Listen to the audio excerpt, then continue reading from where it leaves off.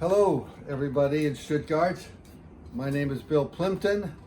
I'm an independent animator. Some people call me the king of indie animation, which I don't mind because I've been doing independent animation for about 30 years and I've been somewhat successful.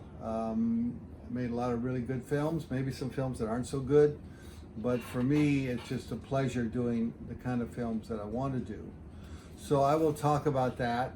Then also I'm going to premiere actually two brand new films that I've just finished.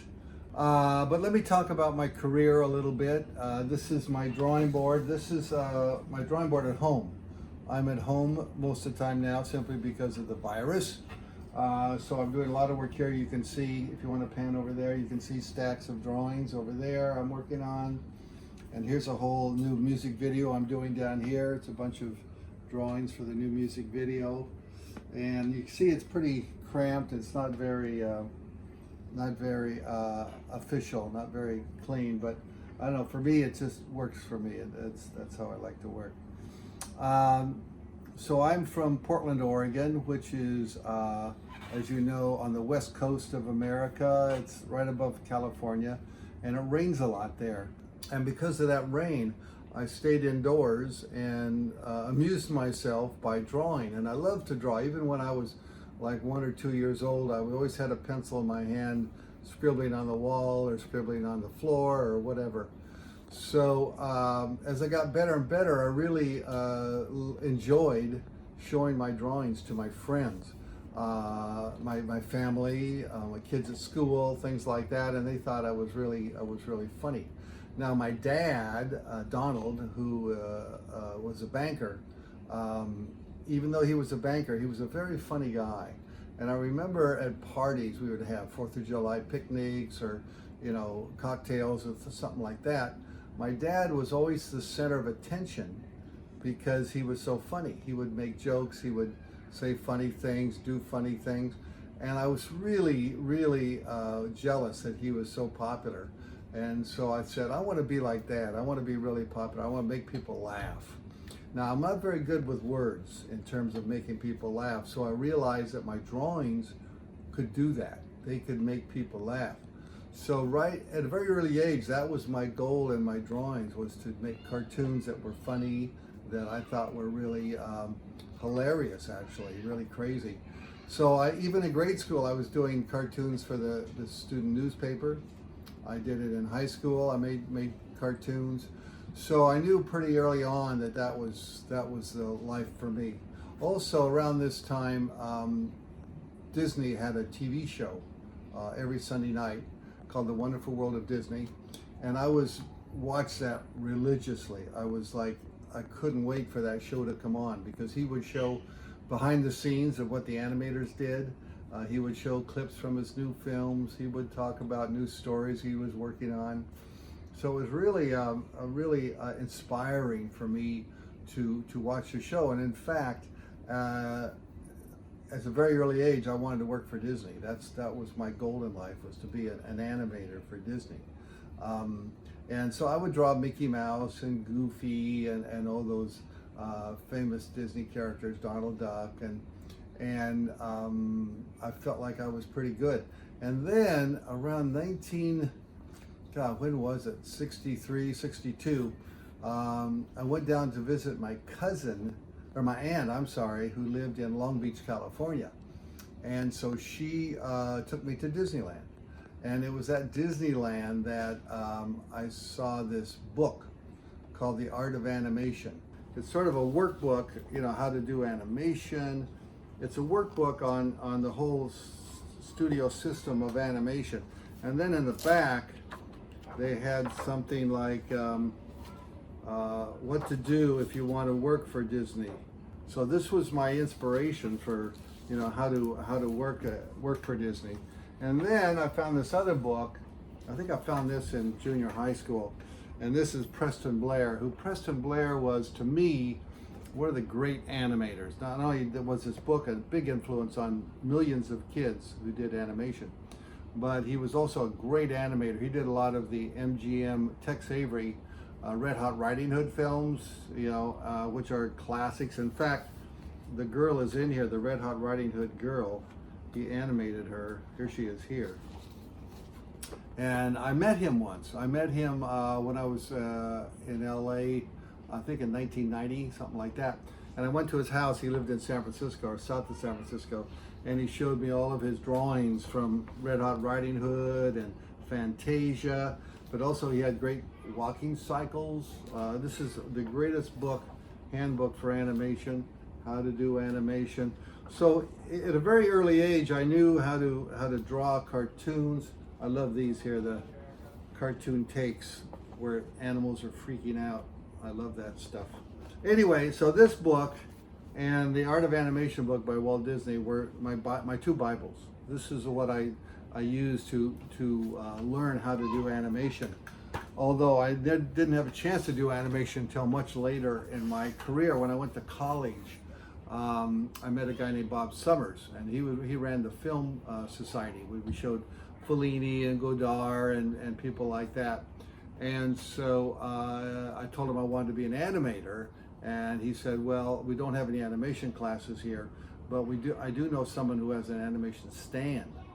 And so he introduced me to the animation stand and the 16mm Bolex camera. And we did some experimental films. Unfortunately, the camera was upside down. We put the artwork at the wrong angle, and so the whole film was shot upside down. So it's basically unusable. But it was a good exercise for me to find out how to do animation. I never really got the film processed or edited together because it was basically unshowable because it was upside down. But I found it was a good lesson to discover the complexity, the difficulty of making an animated film back then. Now, of course, it's very easy with your laptops and your digital programs. But back then it was really complicated, very expensive also. But yet I still had that urge to make animation. So there were no film schools or animation schools back then. So I went to New York. I moved to New York to be an illustrator.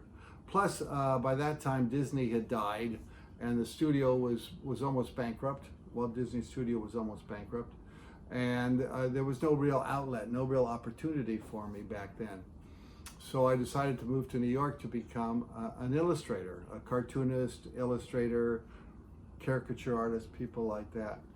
So that's how my career went. For about 15 years, I lived in New York, did illustrations for all the magazines, a lot of the men's magazines, Playboy, Penthouse, Screw, people like that, House Beautiful, New Yorker, Rolling Stone, Vanity Fair, all the big magazines I was doing illustrations for. Plus I was doing a political cartoon strip called Plymptoons, and that was running in about 15 to 20 newspapers around the country. So I wasn't really a big success like I had dreamed, but I was still making a living and still putting down ideas for films that I wanted to make and planning characters that I wanted to develop into animation characters. So it wasn't until 1985 that this friend of mine, Valeria Vasilevsky, asked me to do an animated film for a song that she had with this US cartoonist called Jules Pfeiffer. And she had no money. It was a freebie. It was supposed to be an 8-minute long animated film. And I said, yeah, I want to do it, because then I will learn how to put together an animated film, editing and soundtrack and exposure sheets and cameras and lenses and labs and sound labs and all this stuff. Very complicated. So the film was called Boomtown, and it took me about a year to make it. I did all the drawings. I did a lot of the coloring, actually most of the coloring, and then Valeria and her friends helped me to cut out the artwork and paste it onto cells. It was basically watercolor paper pasted onto cells. And when the film came out, it was quite a success. It was won a prize at the London Film Festival, and it was distributed in the US in theaters, which is pretty rare now. You don't see a lot of animated films in theaters, short films rather.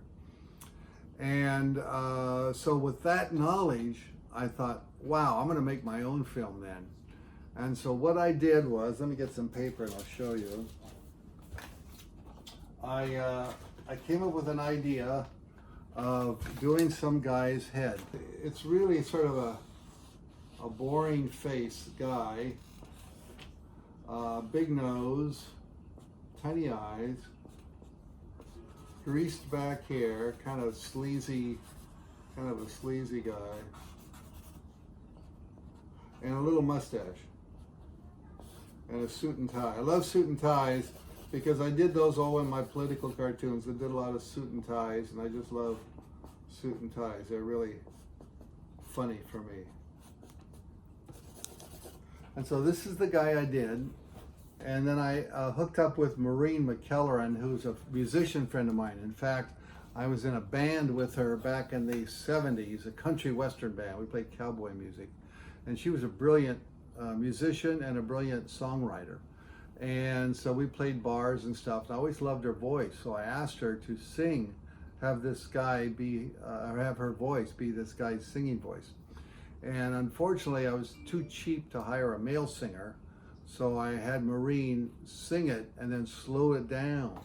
So it sounds like a guy. Your face is like a song. And it's a really weird film, I must say. It's a very strange film. She didn't want to do it. She thought it was a real cornball song. It's a really stupid song, which it is. It's a song that's not really a brilliant piece of music or brilliant singing, in fact. But I thought for him, it fit perfectly. And so I remember the first time we screened the film was at a competition in New York City. I think it was 1986. It was in a SIFA event in New York City, and they were showing all the films, the best films of the year. And I entered Your Face. And so I was sat in the back because I was really afraid it's such a stupid film. There's no real plot. There's only one character. There's no editing, no real story. It's just a guy singing a stupid song. And anyway, so I was hiding in the back row, and about 3 or 4 seconds into the beginning of the film, people started to laugh.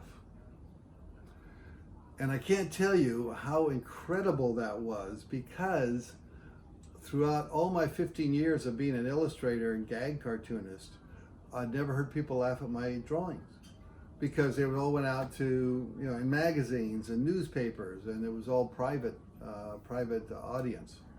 So to hear a big audience of people laughing at my drawings was a revelation, an amazing revelation. I was so stunned. I felt like I was high on drugs.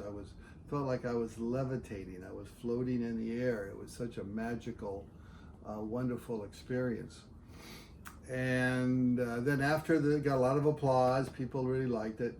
And then after the screening, people would come up to me and say, "Oh man, are you Bill Plympton? Did you make that Your Face film?" I said, "Yeah, that was me." And so all these people said, "Well, let's go out and have a drink and talk animation." And it's that moment that I felt like I was home.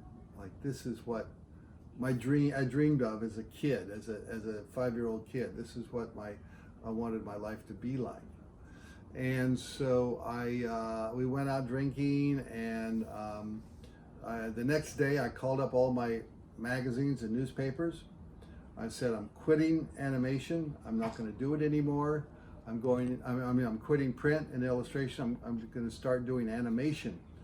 And they said, "Are you nuts? You're crazy. Animation is a dead end. Nobody does animation anymore. It's really not a good business." I said, "I don't care. I just love to do animation. That's all I want to do. I just want to make animation." So I started entering in film festivals. People said, "Oh, you got to enter film festivals. That's how you get discovered." And so I entered it into Annecy. And like I said, this was about 1987. And I've been there before, actually, with Boomtown. And so when the first time I was there, I believe it was 85, I didn't know anybody. I was, a foreigner to the business. And so it really wasn't a great event for me. I got pushed around. I didn't know the rules, and I didn't really have a good time. This time I had a film and competition, and I kind of knew what to expect. And I made a lot of really great friends that are really close to me even today. And again, the same thing happened.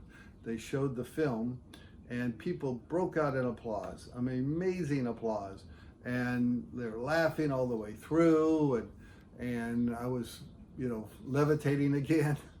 And afterwards, people would come up to me and they'd say, "Hey, I'm from BBC. Here's $5,000 for your film," or "I'm from MTV. We want to buy your film," or "I'm from Canal Plus. Here's a bunch of money for your film." And I really didn't go there expecting to get rich or even to make a lot of money. I just wanted to show the film off. And so I discovered that the festivals, to me, are the best place to promote and to sell your product. So it's better that it's a market film, a film that has a bunch of markets, buyers and distributors and TV stations and people like that. That's the festivals that are the best for that. But also, I was able to meet some really, really cool people and ask more questions about, hey, how does this animation business work? How do you get your films out there? Where do who do you talk to? Who's buying films? That kind of stuff. So it was very instructional. Plus, it was a lot of fun. There's parties every night. But the biggest event, of course, was the Oscars. So somebody, and I don't know who, entered my film, Your Face, into the Oscars. And on the morning of the announcements, I got this phone call about, 7 in the morning, and it was one of the people from the Canadian Film Board. And they said, "Is this Bill Plympton?" I said, "Yeah." "Did you know you got nominated for an Oscar?" And I went, "What the?" I had no idea. It was totally out of the blue. And just like Annecy, I really had no idea what to expect from the Oscars. I just thought, I gotta go. So I took Maureen, because Maureen did the song, she did the music, and we went together. And we were so naive that everybody had a big, long, black limousine. And I didn't, first of all, I couldn't afford one, and I didn't know where to get one. I didn't even know you had to have one. But we had a rented Subaru, I think, or something like that. And it was an old wreck of a car. And we were in line to get in, we had our tuxedos on and our gowns, and we were in line to go into the parking lot, or the place where you get out of your limo and, all the press interviews you. And as we were going in, the cop said, "No, you're in the wrong line. You got stuck in the bad line. Get out of here." They didn't believe we were nominated for an Oscar, and we had to show them our cards to show that we were actually nominated. And so finally, they weren't happy about it, but they let us in. So we found a place to park and ran there just in time to get in there. And I must say the Oscars are probably one of the highlights of my life, simply because everybody treats you so well. You see all these celebrities. You see some animators that you're big fans of, and I ran into a lot of movie stars and directors that I was really, really excited to see. So we didn't win an Oscar. In fact, it was Frederick Bach from Canada, The Man Who Planted Trees, who won. And quite frankly, he deserved to win. His film was a masterpiece. It's a brilliant film. It's 18 minutes long. And mine was a 3-minute long, single joke.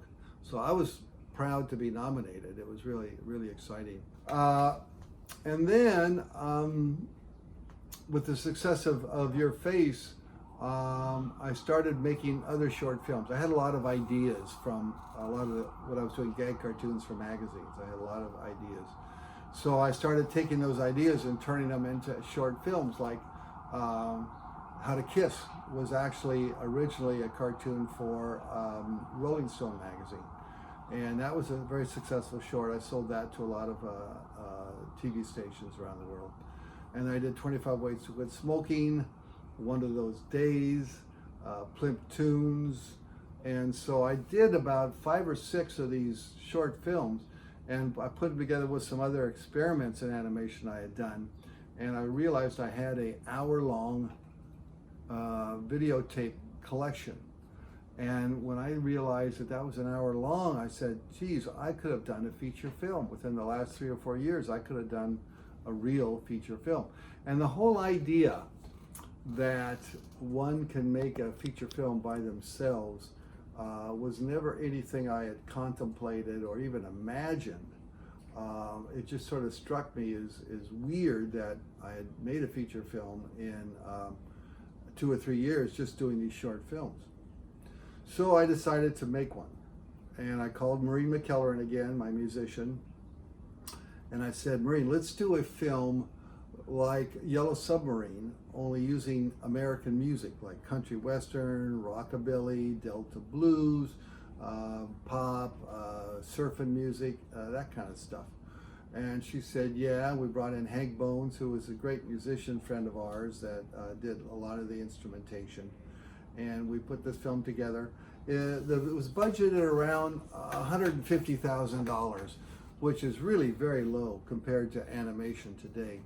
I did all the drawing, and in fact, people don't believe this, but I do all the drawings on my films. There's never anybody doing in-betweens or extremes or anything like that. I do every bit of animation, even all the storyboards and all the layouts. I do all the drawings, simply because, well, 2 reasons. One, it's cheaper if I do it all, and it's also what I love to do. It gives me pleasure.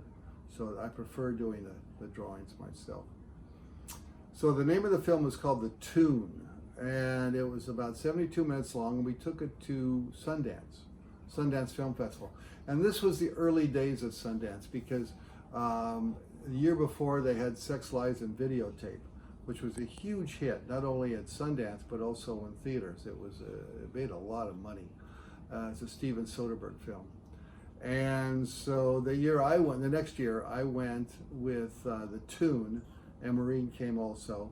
And it was a lot more press. It was really a place to get distribution and make your money back.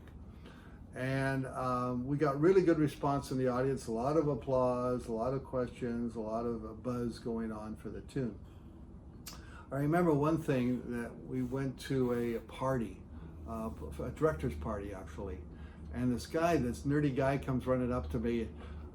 Oh my God, Bill Plympton, are you Bill Plympton? I've seen every one of your films. I've seen How to Kiss, One of Those Days, even Boomtown. He'd seen all my films, and he started talking to me. And it turns out it was Quentin Tarantino. And so we've been really great friends ever since then. He was there with a film called Reservoir Dogs.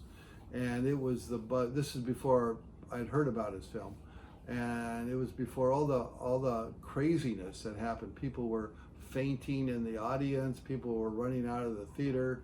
It was a very scandalous film, even though you look at it today and it's not so violent compared to a lot of other films. But he was, it was great to meet him. In fact, a little bit of trivia. If you watch Kill Bill, you'll see in the opening of the film where Uma Thurman gets married. She's marrying a Mr. Plympton, and I saw Quentin at a festival, and I said, "Hey Quentin, where'd you get that name, Mr. Plympton?" He goes, "That's you, dude. You're Mr. Plympton." So next time you see Kill Bill, check out the Mr. Plympton guy. In fact, he dies right at the very beginning. He only lasts about I think 10 minutes or something. He's gone. So that's my brief claim to fame, is being in Kill Bill for 10 minutes. So anyway, The Tune went on to a really good success. We got distribution. It wasn't great distribution. I didn't get a lot of money, but it was played a lot of cinemas, and I toured around the country showing the film and talking about the film and doing the press. And so I was hooked.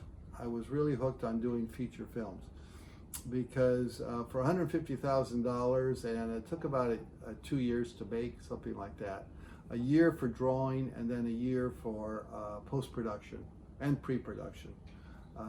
So it's about 2.5 years. I really found it enjoyable. It was really fun because I felt no constraints, no one looking over my shoulder, saying you can't do that, that's offensive. Nobody making changes on it without my permission. So I continued to make feature films. I made, after that, Mondo Plympton, which was a sort of a bunch of my shorts put together in a story. And then I did I Married a Strange Person, which really was my most successful feature film. It was in France, it was huge. In Spain, in America, it did very well. It got a Lionsgate distribution. In fact, there's a story about that playing in that was also in Sundance. I think it was 1998 or something like that. I don't remember the exact date. And again, it got great response, great applause and laughter, and it wasn't being picked up by the distributors. I think it was because, first of all, it was an animated feature, and distributors are afraid of animated feature films that aren't set for kids. This one had a lot of sexuality and over-the-top sexuality, so a lot of distributors were afraid of it. But anyway, I do remember this time I was on a bus in Sundance, or Park City. Park City is a ski resort, so a lot of skiers go there. So you have skiers and all these independent film people there.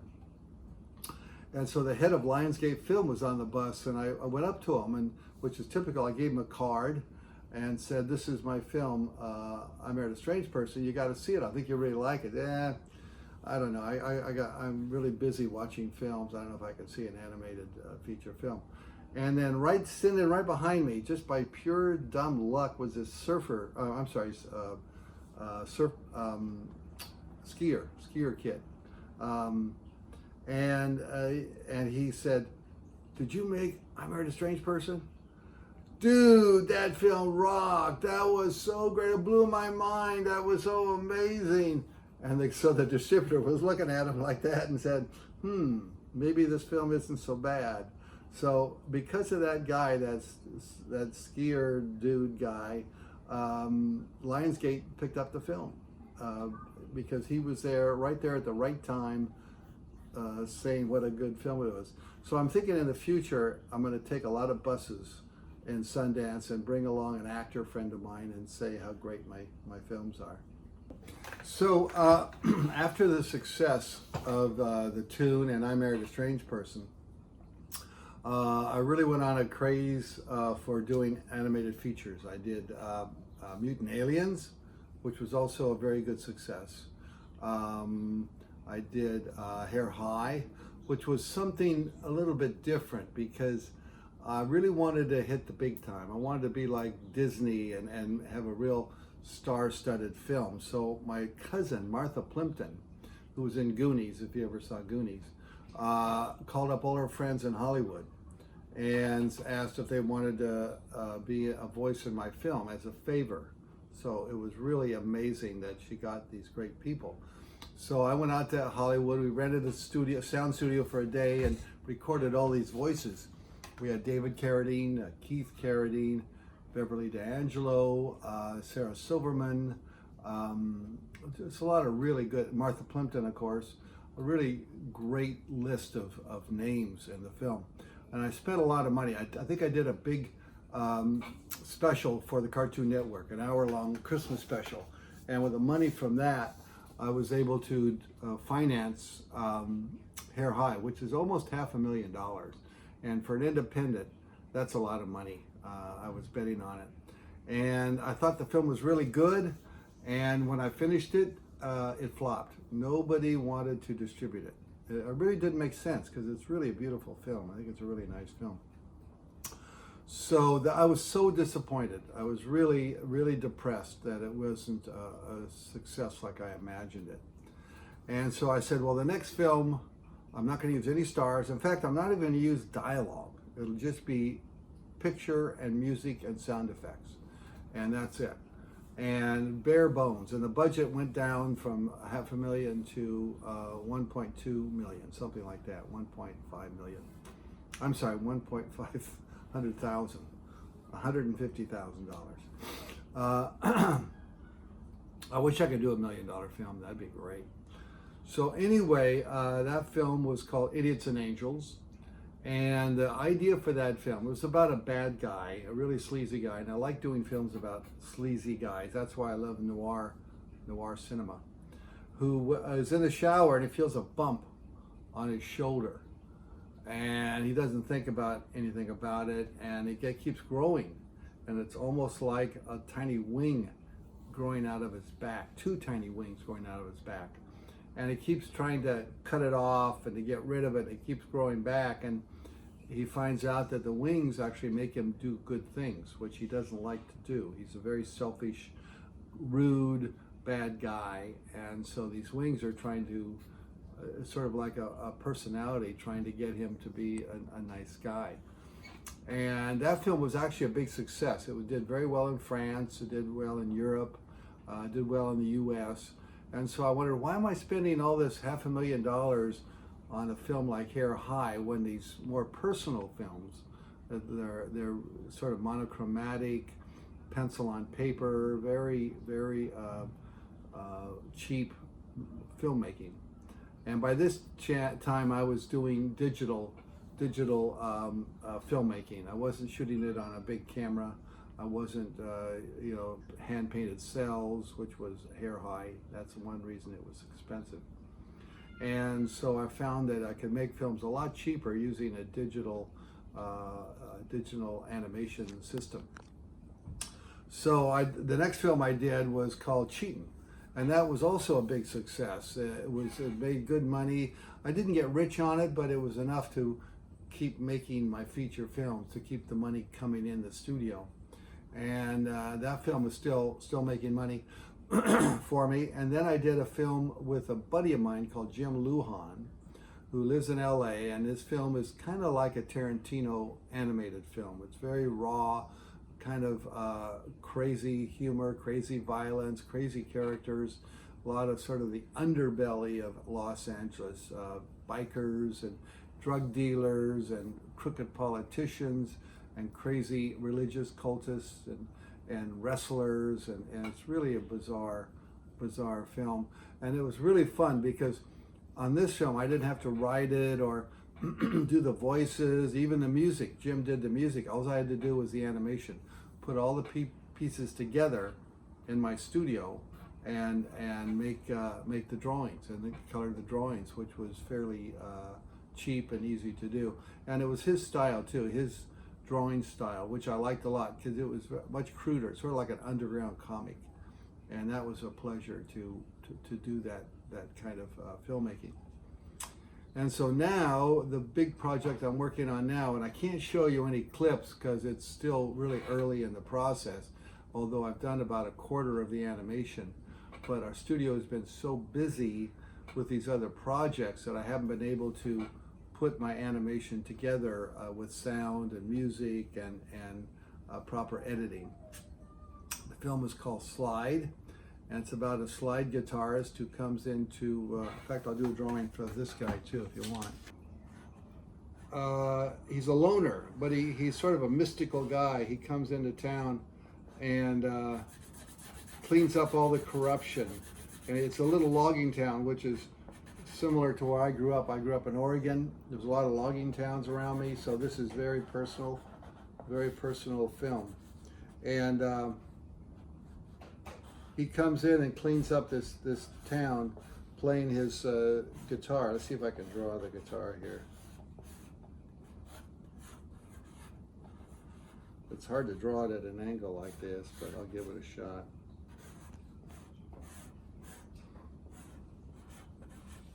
I love slide guitar. It's sort of like a pedal steel guitar, but it's not as tricky as a pedal steel. I used to play pedal steel, and boy, that was hard. So I love doing the shadows.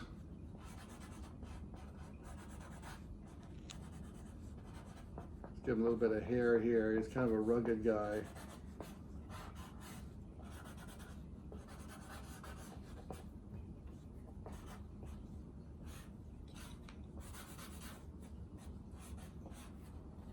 Sorry, I can't show it to the camera and draw at the same time. It's too hard for me to do that. Anyway, this is him here. This is Slide, because he plays slide guitar. Ta-da! And anyway, he's against guns. He doesn't like guns, and this corrupt town is ruled by guns. It's a wild, lawless town. And so even Slides tries to get rid of the corruption, and the bad guys keep bringing in killers. I mean, all these crazy bad killers. So again, it's very noir, it's very dark, it's very sort of corrupt people, and that's where I find a lot of my humor. I love doing corruption. I want to fix this drawing here. I can never be done with my drawings. I always like to work on them. Something like that. And what I'm going to show you is I've just finished two new here it is. Sorry, two new shorts. They're music videos. One is called Voodoo Doll by Matt Jaffe. You can probably find it. It should be up online soon.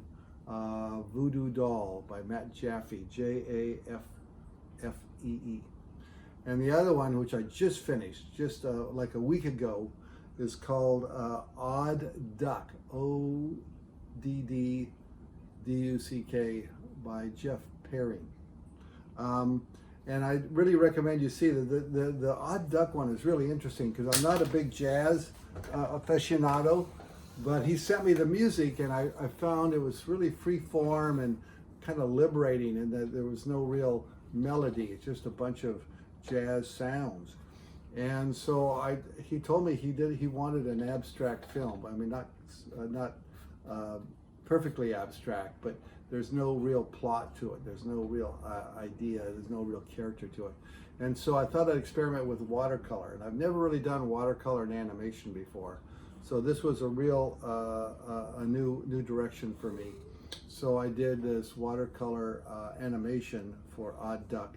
And that should be out soon. I don't know when he's going to release it, but keep an eye out for it. Odd Duck by Jeff Perry.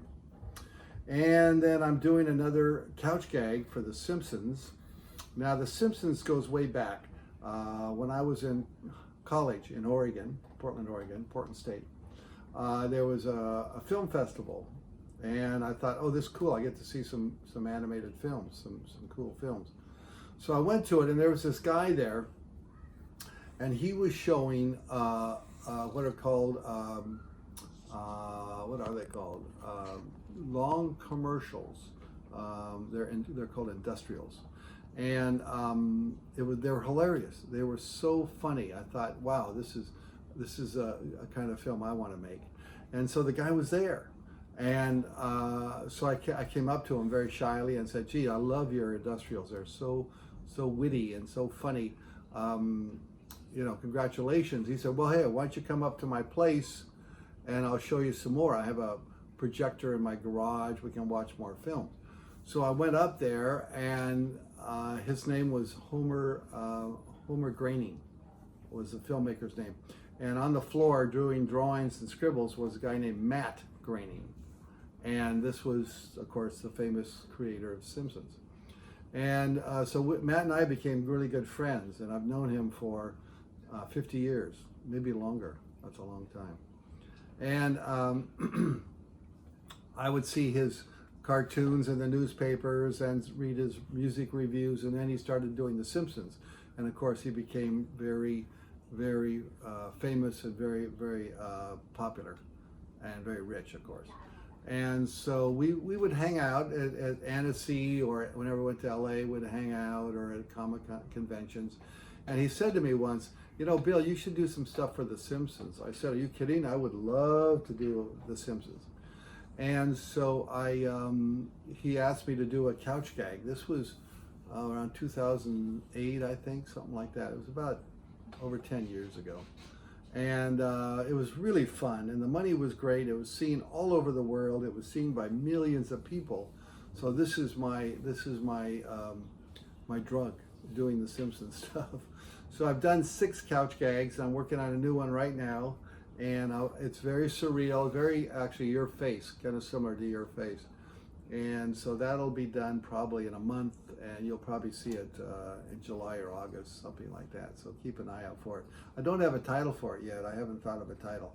But also, if you're really interested, check out a DVD that Simpsons 19th season, season 19, and I designed the whole package, the whole DVD booklet, the animation that goes on the menus, animation that goes on the special features, and it was quite a big job, but they'd never had anybody outside of the studio create their packaging before. So that was really cool. And if you're really interested, Heritage Galleries is going to have an auction in June. I don't know the exact date, but they're going to auction off all the artwork that went into the Simpsons DVD special edition. And it's a lot of the animation is for sale, a lot of the artwork is for sale, and you can definitely pick that up at the Heritage Auctions. In fact, just go to Heritage Auctions and they will tell you when the auction takes place. So I think it'll be really cool. Now I want to talk about my secrets of success. No, I don't want to use that. That's too nice. I'll do this on the back of my my book. Let me get my pen. Excuse me. Okay, this is you may have seen this before, so I apologize. It's called Plympton's Dogma. And these are 3 ways that you too can be a success making animation shorts. And rule number 1 is make your film short. Don't make it 20 minutes long. Don't make it 25, not even 15. 15 is too long. Nobody wants to sit through a 15-minute long animated film if it's boring. And when I go to judge films at film festivals, if I see a 15-minute film already, I don't want to see it, because if it's boring, I really hate it. I'm really not a happy guy. If it's 5-minute film, okay, I can sit through 5 minutes of bad filmmaking, but 15, 20, 30 minutes is really too long. Also, nobody wants to buy those kind of films. Television doesn't want a 15-minute film. They're really hard to program. DVD collections don't want it. Internet doesn't want it. They want something that's quick and gets to the point and is really entertaining. So please don't make it too long. So about 5 minutes is the perfect. I mean, I've done 8-minute long films, but that's about as long as they've gone. So try and keep it around 5. Too cheap.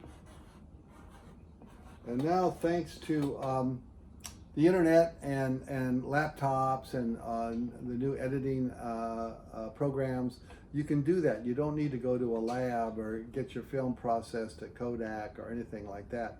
You can just do it all online and use it to make digital filmmaking.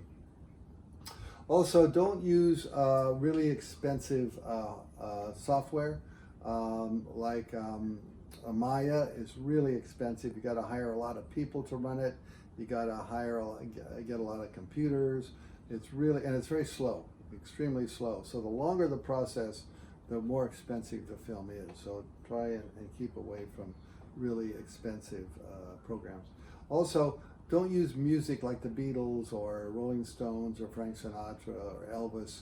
That stuff is very expensive to use. Try and use public domain music that's been recorded from a long time ago, and the copyright is expired, so you can still use it. Or find musicians in local bars. Go to a local restaurant or bars or clubs, and you can find some musicians that would probably do it for free, or maybe even pay you to put their music in your film. So you got to be smart about that. And number 3,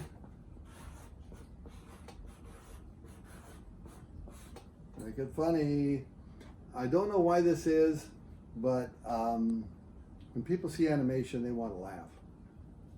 If you want to make a political statement or reveal your inner thoughts or maybe do an abstract film, go ahead, but no one's going to want to buy it unless it's funny. So that's about it. I hope you learned a lot, and let me tell you about some future projects I'm working on. I'm doing a feature film with Whoopi Goldberg, the famous comedian. She's a big fan of animation, and she asked me to animate the story of her life. So we're just starting on that project, so that'll take a couple of years before that's done. Also, Slide will probably take 2 or 3 years, so don't hold your breath. And again, I just want to make sure you enjoy the Matt Jaffe Voodoo Doll short, and Jeff Perring, Odd Duck. I think you'll like those films. And I'm hoping to be in Stuttgart next year. I want to do a presentation of some of my new projects, my new films. And so I hope you come and see it. And thank you for watching. And hello, everybody in Stuttgart.